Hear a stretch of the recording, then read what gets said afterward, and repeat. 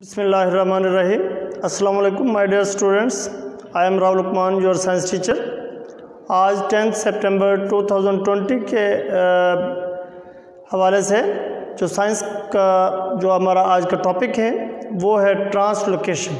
ठीक है, ट्रांसलोकेशन को डिस्कस करने से पहले थोड़ा सा हम यानी फूड प्रिपरेशन के हवाले से बात कर लें कि हमें पता है कि प्लांट्स में फूड जो है प्रिपेयर होती है लीव्स के अंदर, इसलिए हम लीव्स को यानी फूड फैक्ट्री ऑफ प्लांट्स भी कहते हैं। ठीक है, और ये जो फूड प्रिपरेशन होती है प्लांट्स में यानी फोटोसिंथेसिस के ज़रिए, फोटोसिंथेसिस यानी प्लांट्स में वो प्रोसेस है जिसके ज़रिए प्लांट्स जो है यानी कार्बन डाइऑक्साइड, वाटर और क्लोरोफिल और इन सूरज की रोशनी की मौजूदगी में जो है अपनी खुराक खुद बनाते हैं ग्लूकोज की शक्ल में।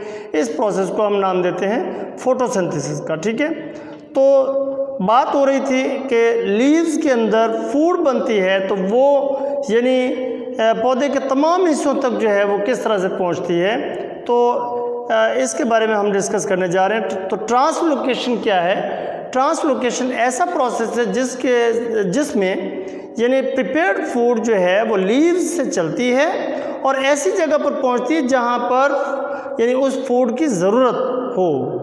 तो इस प्रोसेस को हम कहते हैं ट्रांसलोकेशन। यानी देखें कि the movement of prepared food from leaves to those parts of plant body where it is needed, कि प्लांट में जिस जगह जिस पार्ट में उस प्रिपेयर्ड फूड की ज़रूरत हो तो लीव्स से उस यानी प्रिपेयर्ड फूड की मूवमेंट यानी उस पार्ट की तरफ जहाँ पर उसकी ज़रूरत है, तो ये जो मूवमेंट ऑफ प्रिपेयर्ड फूड है इसे हम कहते हैं ट्रांसलोकेशन। ठीक है, अब सवाल ये पैदा होता है कि लीव्स में चूँकि खुराक बनती है, फूड बनती है, तो वो यानी जिस जगह ज़रूरत है खुराक की वहाँ पर या पौधे के मुख्तलिफ हिस्सों तक जो है वो किस तरह पहुँचती है। ठीक है, इसके लिए एक टेक्निक है जिसे हम कहते हैं pressure flow mechanism, pressure flow hypothesis भी इसे कहते हैं। इसमें क्या होता है कि हमें पता है कि ट्रांसपोर्टेशन में जो है जाइलम और फ्लोएम जो है वो अपना रोल प्ले करते हैं, जिसमें हमें पता है कि जाइलम जो है वो transportation of water and minerals का काम करती है और इसी तरह जाइलम जो है वो ट्रांसपोर्टेशन ऑफ फूड के लिए रिस्पॉन्सिबल है। ठीक है, तो यहाँ पर मैंने स्ट्रक्चर दिखाई है यानी प्रेशर फ्लो मैकेनिज़्म की, जिसमें आप देख रहे हैं कि ये जो है ये जाइलम वेसल है, यानी this is xylem vessel and this is phloem.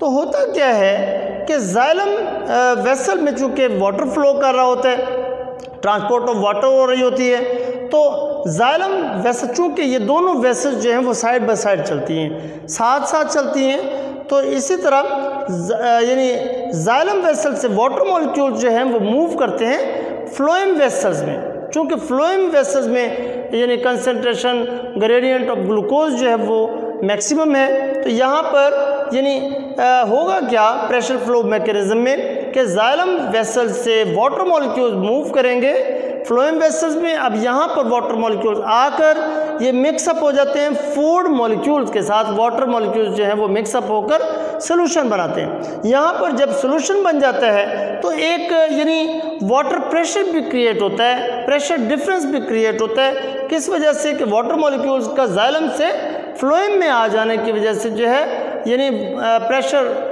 Difference जो है वो क्रिएट होता है। यानी यहाँ पर जो है जाइलम में वाटर मॉलिक्यूल चूँकि जाइलम से फ्लोएम में आ रहे हैं तो फ्लोएम में प्रेशर जो है वो इंक्रीज़ हो जाता है और यहाँ पर जाइलम में प्रेशर जो है वो डिक्रीज़ हो जाता है। इसे हम नाम देते हैं प्रेशर फ्लो मैकेनिज़्म का। अब वाटर मॉलिक्यूल मैंने बताया यहाँ पर आकर फूड मॉलिक्यूल्स के साथ क्या होते हैं, मिक्सअप हो जाते हैं और सोल्यूशन बनाते हैं।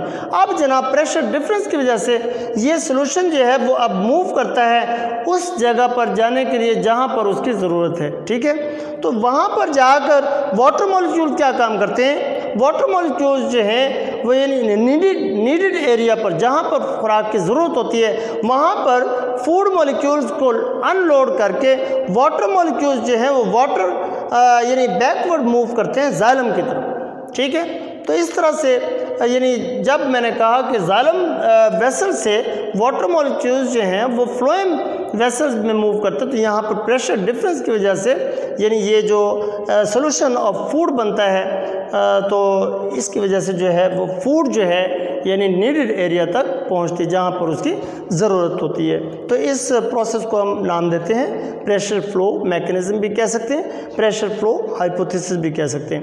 अब हम आते हैं नेक्स्ट टॉपिक की तरफ, यानी जिसमें हम स्टडी करेंगे structure of plant parts and transportation. अब यानी प्लांट पार्ट्स के बारे में तो आपको पता ही है कि यानी दो ही सिस्टम जिसमें पाए जाते हैं less complex than animals. Plants जो हैं इसमें रूट सिस्टम और शूट सिस्टम है।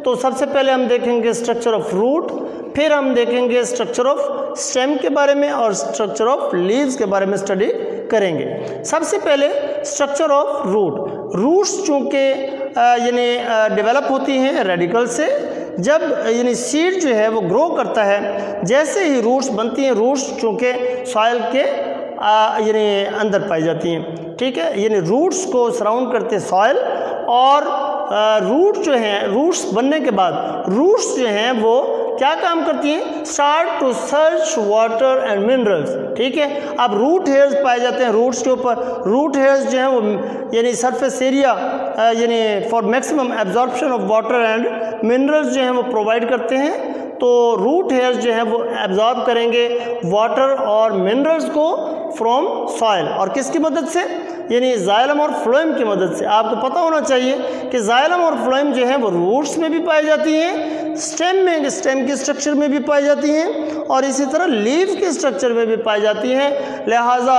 होल यानी बॉडी ऑफ द प्लांट में जो है यानी ट्रांसपोर्टेशन ऑफ वाटर, सॉल्ट्स और फूड के जो रिस्पॉन्सिबल हैं वही यही दो यानी वेसल्स हैं, जाइलम एंड फ्लोएम।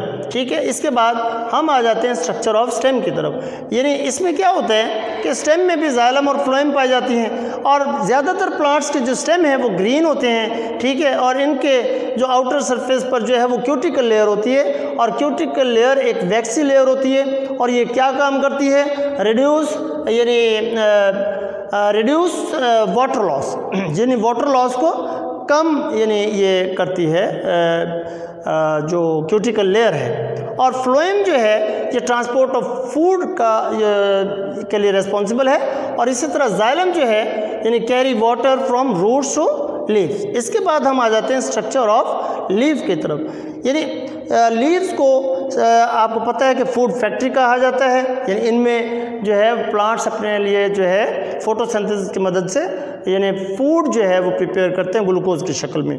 तो लीव्स के अपर लेयर जो होती है, अपर एपिडर्मिस पर क्यूटिकल लेयर होती है, और क्यूटिकल लेयर का वही फंक्शन होता है टू रिड्यूस वाटर लॉस।